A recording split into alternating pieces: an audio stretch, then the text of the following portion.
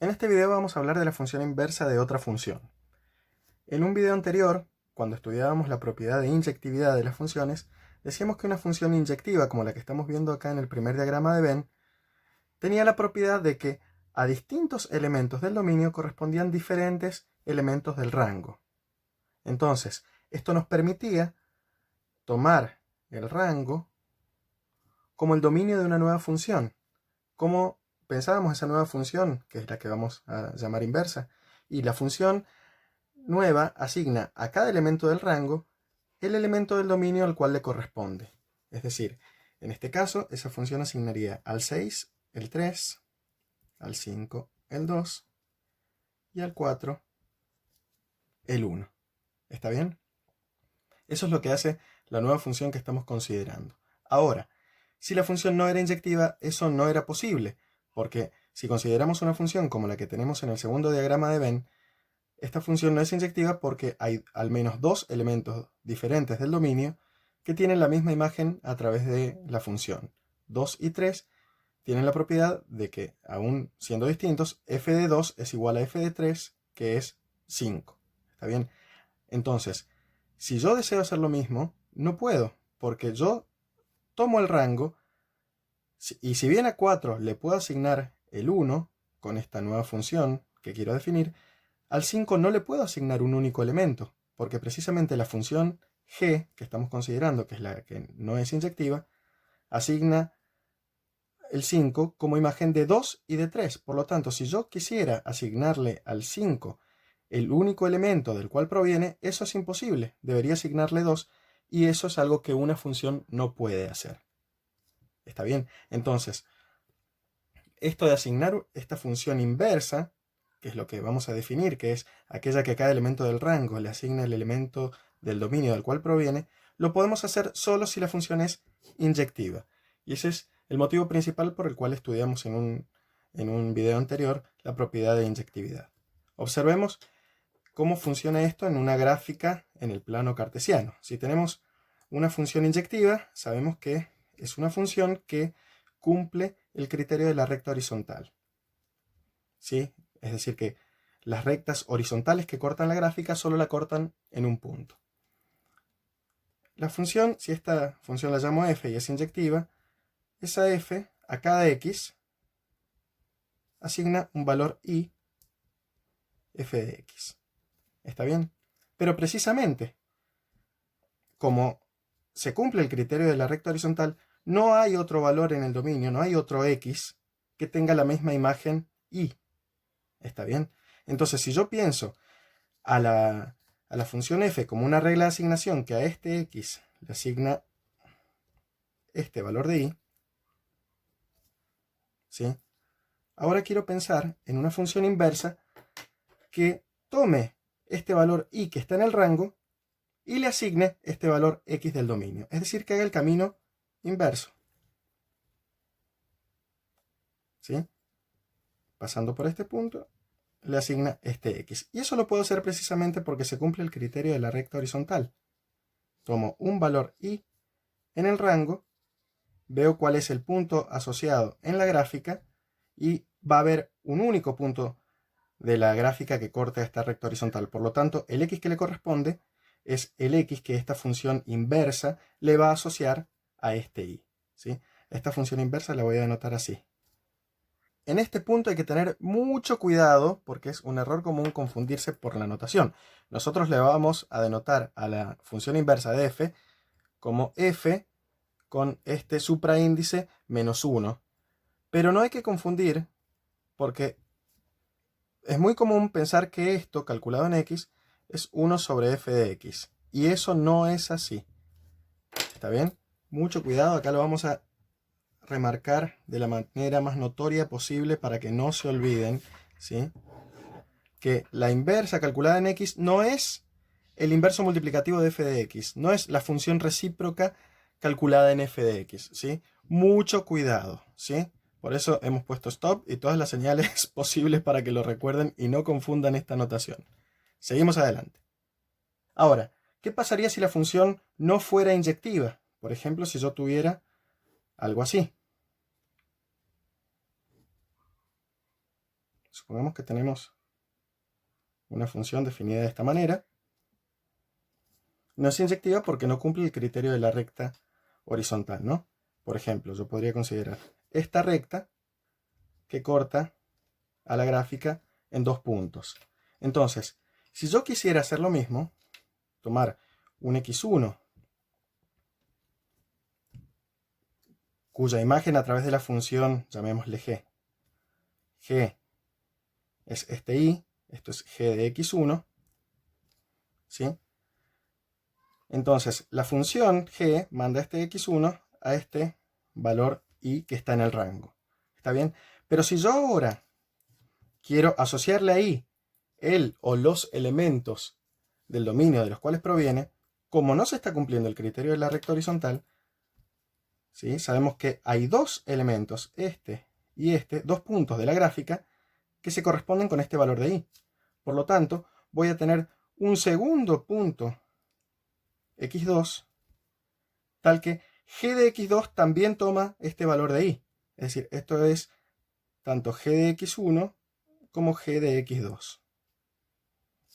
¿Está bien? Entonces, no podría ser el camino inverso de partir de este valor y del rango y elegir un único elemento del dominio al cual corresponde. ¿Está bien?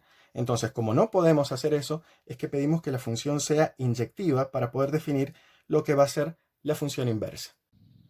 Estamos en condiciones entonces de definir la función inversa de una función inyectiva. Partiendo de una función inyectiva f, vamos a definir entonces la función inversa de f. Esto se lee función inversa, no f a la menos 1, ¿está bien? Si bien la notación nos puede llevar a leerlo así, se lee inversa de f, como aquella que para cada i del rango de la función f satisface que la función inversa calculada en ese i da como resultado un x, si y solo si la función original f calculada en x daba como resultado ese y. ¿Está bien? Entonces, si tenemos un x que bajo la función y igual f de x asigna el valor y, entonces esto que está acá es f de x, pero si ahora vemos la y como la variable independiente, la función inversa a esa y le va a asignar este x, por lo tanto esto es la inversa de f en y. ¿Está bien? Es claro de acá las relaciones que hay entre el dominio y el rango de una función y la función inversa. Por ejemplo, en este pequeño dibujo que hemos hecho acá, si vemos el dominio de esta función en este gráfico, es esto que está acá. Acá están todos los x a los cuales la función f le asigna un valor, ¿sí? Este es el conjunto que llamamos dominio. ¿Está bien? Ahora, si queremos ver el rango, lo podemos ver en el eje y será más o menos este intervalo que estamos marcando acá en negro. Es claro que si hemos dicho que la función inversa de f se calcula en los valores y que están en el rango, ¿sí? Por cómo hemos dado la definición, vemos que el rango de la función f va a ser el dominio de la nueva función inversa. ¿Está bien? Por lo tanto, vamos a poner que el dominio de la función inversa de f es el rango de la función f original. ¿Está bien? Y del mismo modo, ya que la inversa lo que hace es a cada número i que está en este conjunto, que es el rango de la f, asignarle el valor x del cual provenía, es claro que la función inversa toma los valores acá, ¿sí? En el dominio de la función f, y por lo tanto el dominio de la f va a ser el rango de la inversa. Es decir, que el rango de la función inversa es lo que era el dominio de la función f. ¿Está bien? Entonces, básicamente, lo que están haciendo la función y la inversa es un juego de este tipo. Nosotros tenemos la x, recordamos cuando pensábamos las funciones como máquinas. A la x la metemos en una máquina que la transforma y se llama f, que es la función f. El resultado es f de x. La x sale transformada de esa máquina en un nuevo número que es f de x. Pero ahora, la función inversa lo que hace, ¿qué es? Toma este f de x que está en el rango y va a ser una máquina que cuando yo ingreso el dato f de x, lo que me devuelve es el x original. ¿Sí? Por lo tanto, este x que está acá será f a la menos 1 en f de x. ¿Sí? Si calculo en f de x la función inversa, me devuelve el mismo x. ¿Está bien? Puedo pensar como si esta fuera una máquina que empaqueta caramelos. El x es un caramelo, sale empaquetado de la primera máquina, y esta, la inversa, es la que deshace el efecto de la máquina que empaqueta. Entonces, si yo ingreso un caramelo empaquetado en esto que es la función inversa, lo que va a hacer es desempaquetarlo y devolverme el caramelo original que yo ingresé en la primera máquina. Esto último que estábamos observando nos da el pie para mirar algo importante que describe la relación entre f y su inversa y que justifica por qué decimos que una deshace el efecto de la otra. Por ejemplo, a ver, supongamos que tomamos un x, ¿sí?, que está en el dominio de f. Entonces nosotros sabemos que si a x le aplicamos la f, obtenemos un valor y, que va a ser f de x. A su vez, si a un valor y que está en el rango de la f le aplicamos la inversa de f, lo que obtenemos es la misma x, ¿sí? Por lo tanto, esta x va a ser la inversa de f calculada en este y. ¿Está bien? Entonces, supongamos que x pertenece al dominio de f. Si x pertenece al dominio de f, entonces tenemos que x va a ser igual a la inversa de f calculada en y. Pero precisamente dijimos que y, en este caso, va a ser igual a f de x. Por lo tanto, x va a ser la inversa de f calculada en este y, que es f de x. Por lo tanto, esto nos dice que si calculamos la inversa de f en ese y, que es f de x, lo que obtenemos como resultado es el mismo x que teníamos originalmente. Es decir, si a x le aplico la f y después le aplico su inversa, obtengo el mismo x que tenía originalmente. Naturalmente, para que esto tenga sentido, x tiene que estar en el dominio de f, porque si no, no podemos calcular este número. Pero ya sabemos que si eso sucede, f de x está en el rango de f y por lo tanto podemos calcular ahí la inversa de la función f. Ahora, si tomamos y en el rango de la f, tenemos y acá, nosotros estamos diciendo que y es igual a f calculada en x. Pero precisamente en estas circunstancias, x hemos dicho que es la inversa de f calculada en y. Entonces puedo reemplazar en esta expresión x por la inversa de f en y.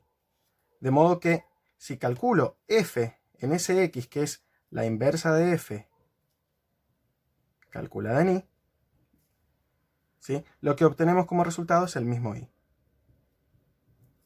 ¿Sí? Entonces estamos diciendo que si y pertenece al rango de la función f, podemos calcularle la inversa de la función f y luego calcularle la f, obteniendo como resultado de esta aplicación sucesiva de una y la otra, la y. Esto se puede hacer de nuevo, porque dijimos que y está en el rango de f. Por lo tanto, si está en el rango de f, yo le puedo calcular la inversa, porque este es el dominio de la función f. Por lo tanto, perdón, el dominio de la función inversa de f. Por lo tanto, puedo calcular la inversa de f y luego calcular la f.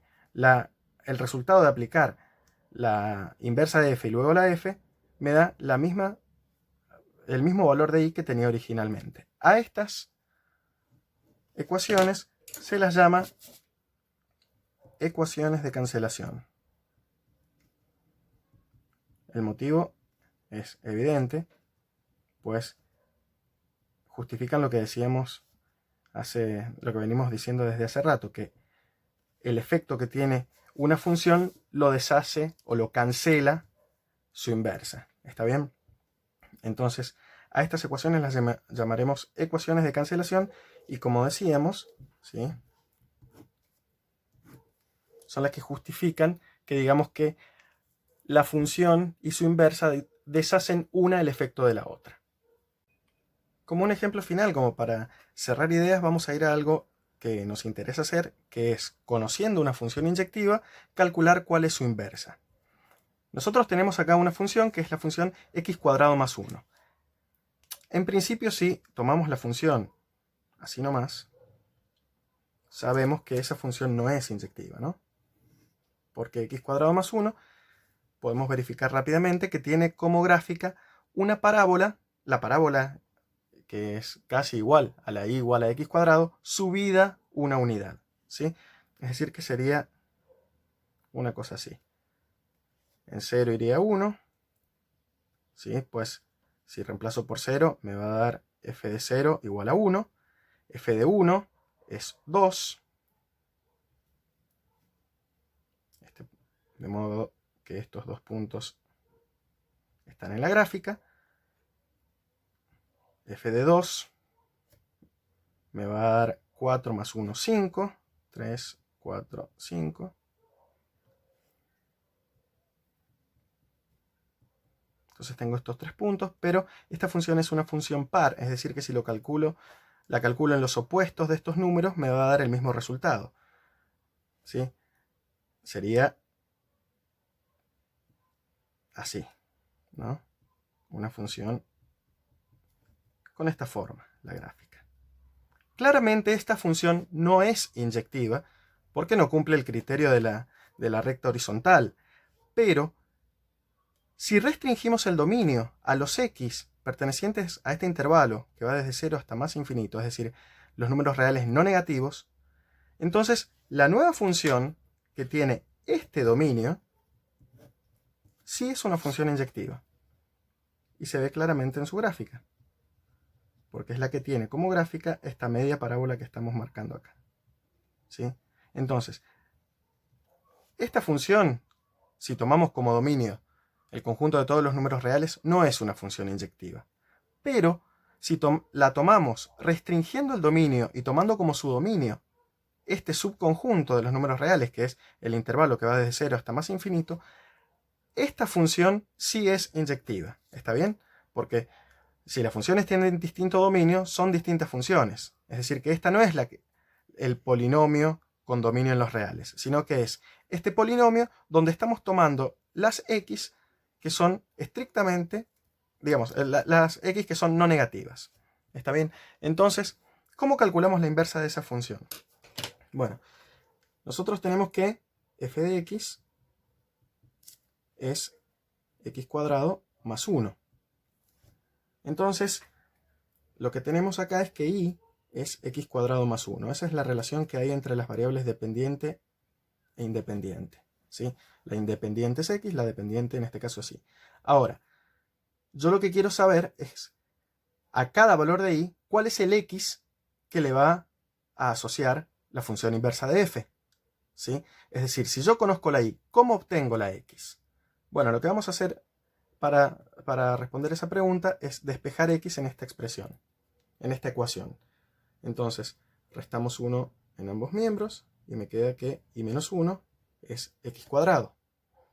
Si sacamos raíz cuadrada en ambos miembros, queda que la raíz cuadrada de y menos 1 es igual a la raíz cuadrada de x². Pero esta expresión es el valor absoluto de x. Esto siempre es no negativo. Es precisamente el valor absoluto de x. Raíz cuadrada de y menos 1. Ah, pero acá es donde funciona la restricción que estábamos tomando, que decía que x era siempre un número mayor o igual que 0. Por lo tanto, x va a ser igual a su valor absoluto, ¿sí? Usando que x es mayor o igual que 0, veo que x es exactamente igual a la raíz cuadrada de y menos 1. Entonces, si yo conozco el y del rango de la función f, el x se puede obtener así, restando 1 y sacando la raíz cuadrada. Esto que está acá, ¿sí?, es la función inversa de f calculada en este y. Por lo tanto, estoy diciendo, la función inversa calculada en un y se obtiene mediante esta fórmula, raíz cuadrada de i menos 1. Ah, entonces si yo quiero una fórmula para decir cuál es la función inversa, puedo usar precisamente esta igualdad y decir la inversa de f en un x cualquiera, ¿sí? Ahora voy a cambiar la variable, la notación para la variable independiente. ¿Cómo se obtiene? Intercambiando acá y por x, voy a decir, bueno, en un x, donde se puede hacer esta cuenta, ¿sí? La raíz de x menos 1 es la inversa de f calculada en x, ¿sí? Por eso muchas veces se dice que para calcular la inversa, lo que hay que hacer es despejar x y luego intercambiar en esta ecuación el papel que cumplen x e y, ¿sí? De modo que acá tenemos cuál es la función inversa de la función que teníamos inicialmente. Esta es la f, ¿sí? Donde estamos tomando x mayor o igual que 0, ¿sí? Y esta que está acá será la inversa, ¿sí? Veamos gráficamente qué es lo que está pasando. Nosotros ya habíamos graficado la función f. Acá en la gráfica se puede ver muy claramente que, a ver, la función f manda 0 a 1. Del mismo modo manda 1 a 2. Y de la misma manera manda 2 a 5.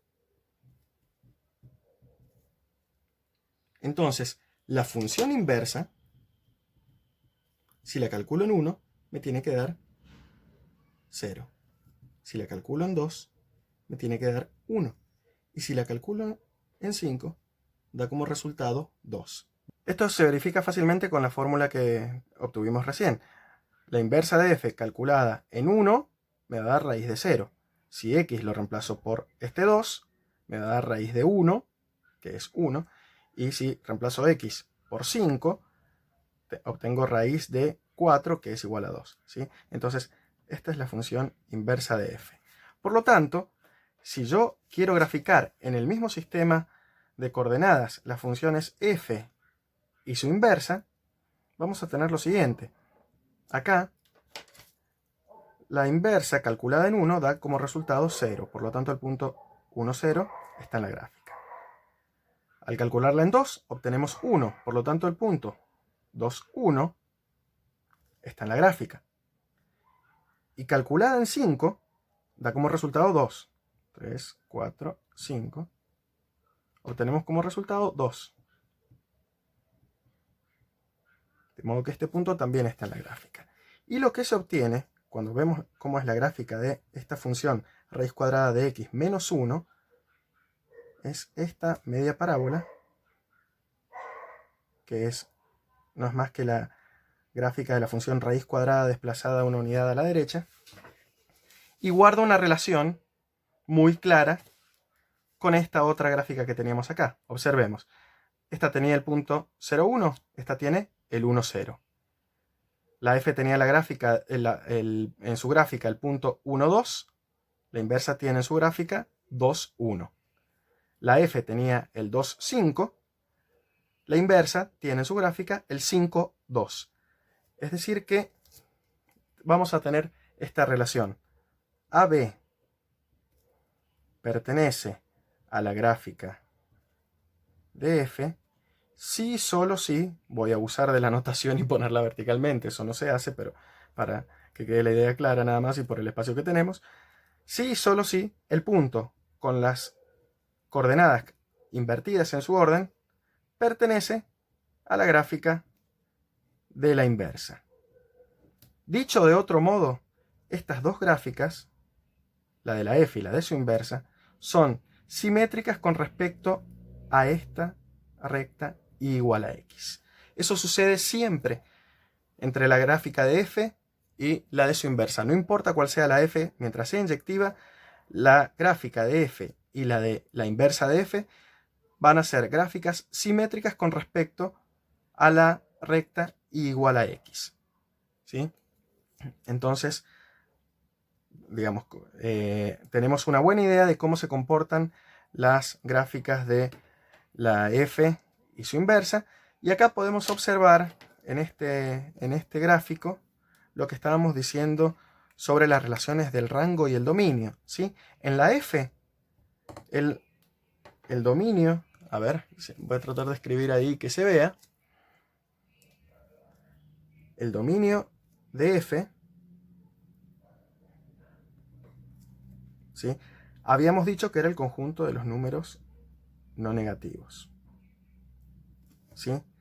Se ve claramente en este gráfico que eso coincide con el rango de la función inversa, ¿sí? El rango de la función inversa es ese mismo conjunto. Y el rango de la f es exactamente igual a este intervalo que podemos visualizar acá, que es el intervalo que va desde 1 hasta más infinito.